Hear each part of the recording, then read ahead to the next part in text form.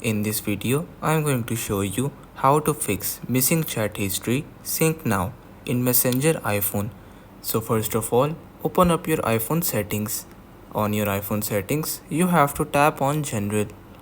In General, you have to tap on Software Update. In Software Update, you have to make sure that your iPhone is up to date and there are no updates available. Once you make that sure, you have to come back to your settings General, then tap on iPhone storage. On iPhone storage, you simply have to search for Messenger.